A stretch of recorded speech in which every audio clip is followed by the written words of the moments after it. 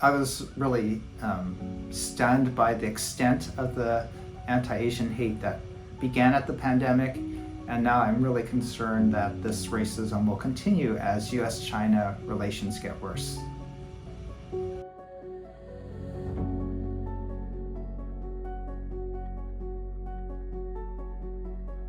So what I think is causing the surge of racism against Chinese and Asians is not just individuals who are prejudiced, but the racism is coming from the top, right? It's coming from politicians, it's coming from the government. And what politicians say, what elected officials make in speeches, government policies, they all legitimate racism. They all sanction and promote racism. So for example, when President Trump used the term Chinese virus, that really scapegoated and blamed Chinese for COVID-19.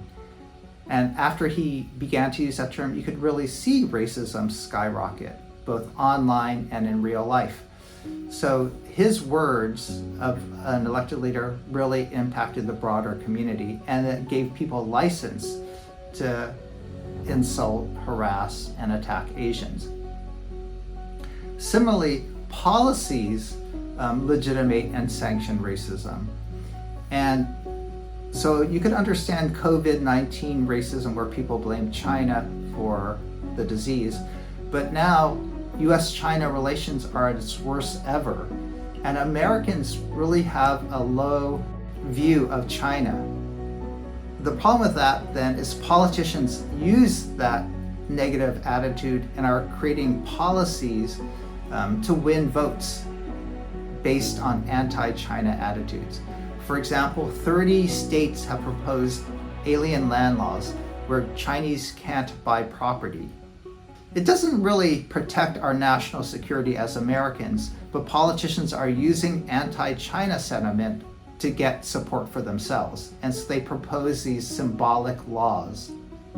And what it does then is it reinforces and again sanctions regular citizens to also be anti-Chinese and therefore discriminate against Chinese Americans.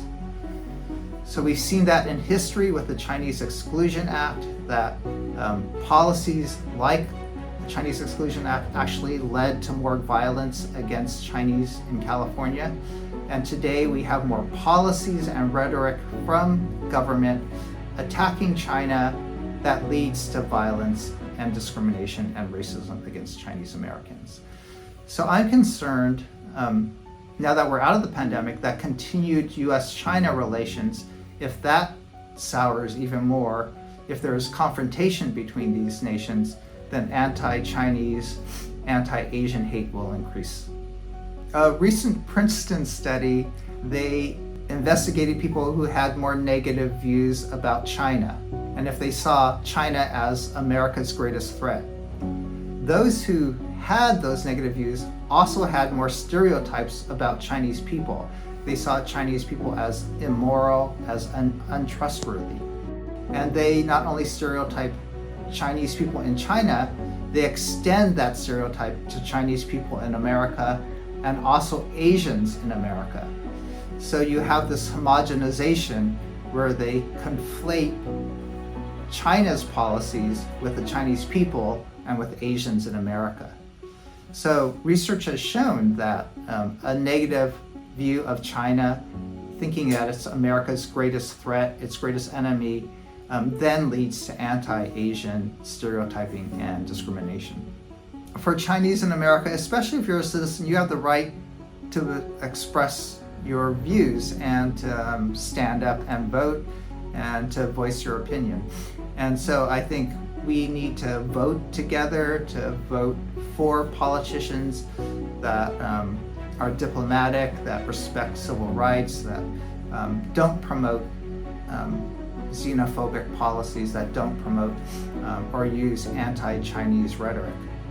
So I think we as Asians in America really need to use our political power to vote for politicians and leaders who try to improve relations with countries rather than trying to compete with other countries and stir up racism.